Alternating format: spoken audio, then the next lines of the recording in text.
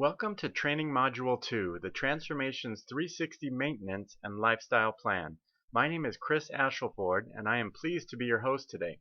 The goals over the 10-week program are to pinpoint the root cause of their unhealthy markers, to define food intolerances or sensitivities by reintroduction, to learn portion sizes, to establish the 20/80 flip, and to establish long-term healthy blood sugar control. So let's get started. Once patients have achieved ideal weight and/or reversed a prediabetic condition, it is time to move them onto the Transformations 360 Maintenance and Lifestyle Plan. It is now time to educate them on what foods do not work well with their body, as well as how to consume heavier foods and bigger portions without gaining weight. We will cover the following topics in this training module: retesting their WICO Wellness Score, pinpointing the root cause of their symptoms, new food journal and packet reduction, a new weekly food plan for weeks 1 through 10, food reintroduction, noting changes, food intolerances or sensitivities and nutritional deficiencies, the 20/80 flip and Diasnax, accountability and follow-up. If the patient has not yet retaken the WICO questionnaire, please have them do it now. This is an important step for long-term sustainability with their weight management or prediabetes reversal. You can now review the status of the 15 wellness markers and compare that to their initial WICO wellness score. This is the time to address nutritional deficiencies, the likelihood of food intolerances or sensitivities, and any chronic conditions that still remain. By pinpointing these conditions, you will then be able to suggest additional treatment and/or supplements. Our program is created to be a 10-week program, but may run longer if needed. Patients will be weaned off the Diasnax packets. You can start the maintenance on the last visit of the T360 diet plan or schedule the patient in for a new visit to start the maintenance. This is where we introduce heavier foods and bigger portions and educate patients on what foods don't work well with their body. Patients will be consuming much more food and dietary ketosis will end. We will use a new food journal with patients. The maintenance food journal is available in the back office on www.transformationsclinic.com. Patients will take their first morning weight through the length of maintenance and record it on this journal. The first 2 weeks of the maintenance program are extremely simple because patients will be consuming the same foods as on the main diet plan, only bigger portions. Moving the patient into week 3 of the maintenance is easy as well. We add in all other fruits and starchier vegetables into the plan that the patient could not eat on the main diet plan. Let's open our T360 Diet Manual to page 28. This is a suggested method for weaning patients off the Diasnax packets. Week 1 and 2, they can have 3 packets per day. Week 3 and 4, 2 packets per day. Week 5 and 6, 1 packet per day. And week 7 through 10, 0 packets per day. Once the patient has completed the T360 diet program and maintenance, you can sell packets at retail to create additional revenue for the clinic. These are definitely a better option than sugary sweet foods. Portion sizes are immediately bigger when moving into the maintenance, but they will still only have the same foods from the prescribed foods list in the diet plan. 5 to 8 cups of vegetables, 1 cup of fruit is applicable except for type 1 diabetics, 4 or 5 portions of protein which can be increased if desired. We begin weaning off the Diasnax packets, and getting them used to consuming this many vegetables may be hard for some patients, so it's important to listen to their feedback and supplement with whole food supplements if necessary. However, we all know with the state of our soil, even if patients consume a perfectly balanced diet, they will still need some type of supplementation, so we will provide you with a list of whole food supplements that you can offer your patients, as well as protocols for any chronic conditions that still remain. Adding in other sweeter fruits and starchier vegetables starts on week 3. However, keep patients to the same ratio as noted on the previous slide: 5 to 8 cups of vegetables, 1 cup of fruit, except for type 1 diabetics, 4 or 5 portions of protein, which can be increased, and begin weaning off the Diasnax packets. Some patients are fearful of gaining weight as this has been their experience in the past. Therefore, it is important to have them understand the original prescribed foods list is their safe list. They can always go back to the original list if they eat unhealthy over a weekend and drop off any excess water weight that may have been gained. So now we are clear of how to use weeks 1 through 3 with the patient. Let's take a look at what week 4 and 5 of the maintenance looks like for the patient. Week 4 starts the food elimination testing. The amount of different food items you will test the patient on will determine the length of the maintenance program. Remember, you can use the maintenance as a 10-week maintenance or longer. Introduce the first food item to be tested with the patient. Patients record all symptoms in the food journal.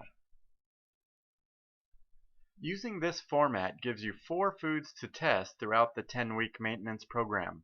Please turn to page 32 in your manual. Basically, we want to teach the patient what foods do not work well with their body and can cause chronic conditions or weight gain to occur. There is no need to test foods that the patient already knows to not work well with their body. Some common foods to be tested are listed here on the screen and on page 34. You will find the T360 Maintenance Food Diary in your back office. We want the patient to record any and all symptoms that they experience when they introduce a food back into their diet. We also want them to take their daily weight and record it on the diary each day starting in week 4. If the patient's weight goes up overnight when adding a food item, the patient should record the information on this food diary. If this is the experience, they should come right off the food being tested and move back into the weeks 1 through 3 foods list of 5 to 8 cups of vegetables, 1 cup of fruit, and at least the same amount of protein that they have been consuming. If the patient experiences any of the following symptoms when testing foods, they should come right off the food being tested: bloating, changes in skin, headaches, moodiness, hypoglycemic side effects, or any other similar symptoms. Also, feel free to test any other food that the patient suspects does not feel good in their body. Teaching them to listen to their body is a part of a healthy lifestyle. It is time for the patient to transition our program into their lifestyle. Make sure the patient understands what foods do not work well in their body. Make sure they understand how many portions of vegetables, fruits, and proteins they should consume each day. The patient is now living all the healthy lifestyle habits they have been using throughout the program. Give the patient the knowledge on how to eat heavier foods that tested well with their body, such as rice, bread, and grains. They also know what foods to avoid. We just need to teach them the proper portions for other foods that they consume. Patients now have a clear understanding of what to eat daily. Suggested portion sizes for heavier foods are listed on page 35. Patients can consume 1 heavier food item daily, such as 1½ cups of rice, beans, or whole grain cereal or pasta, 2 slices of whole grain bread, 2 cups of dairy if applicable, 1 medium-sized potato. Candies, pastries, alcohol, or any other sugary foods are best to be eliminated, but this may not be possible for all patients.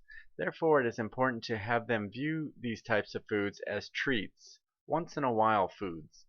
If the patient admits not being able to let these type of sugary foods go, and assuming they do not have or have not had blood sugar challenges in the past, have them commit to sugary foods as treat foods to be consumed no more than twice a month. Patients on maintenance should stay within a 2 to 3 pound daily weight fluctuation. They should understand daily weight fluctuations. They should not gain fat and they should not lose weight. And we want them to be satisfied with food portions and choices. Patients tend to weigh more in the afternoon or at night than in the morning, so the morning weight should be tracked daily once the patient has moved to their customized food plan on page 37.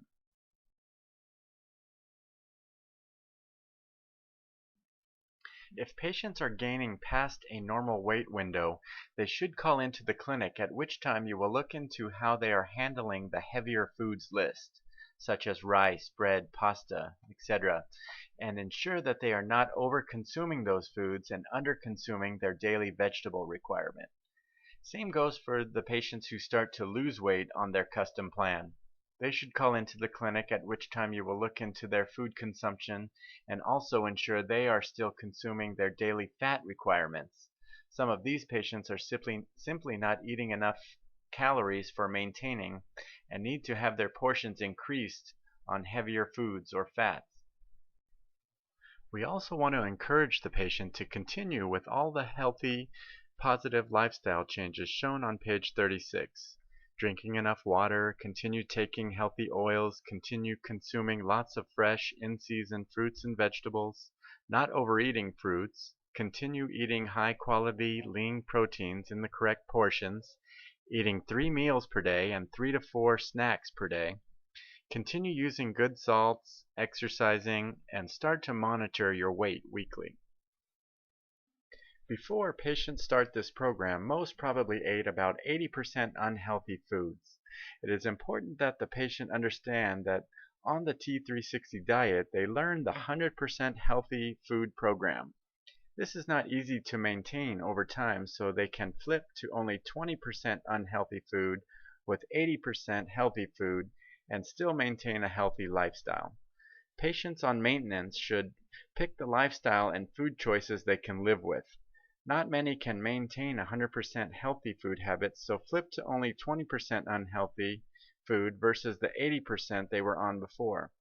To help them with alternative food and beverage choices, there is Diasnacks, 20 food and beverage items that are healthy, nutritionally dense, and low glycemic. Now patients have a plan they can live with and the tools they need to support their new lifestyle. It is important to have patients return. Studies show people who are held accountable for their weight have a higher percentage of keeping it off. Get them to commit to a weight window, like 120 pounds to 125 pounds. Get them to come in for a follow-up in 30 days. Refill all supplements from last WICO results. Come in for additional follow-up visits every 2 to 3 months. Come in sooner if additional therapies are required. And encourage the 20-80 flip philosophy. We want to ensure they are maintaining, and if not, we can help them before they gain 10 or more pounds back. Additional follow-up visits every 2 to 3 months are especially important for emotional eaters and food addicts. Remember, they accomplished a lifetime goal by being educated, energized, and empowered. Please help them to remember the discipline within their achievement. This concludes the Transformations 360 maintenance training. Feel free to repeat this class whenever you have a patient ready to begin the maintenance. Thank you again. My name is Chris Ashleford, and if you need immediate support, please feel free to contact us at the number on the screen. Be well.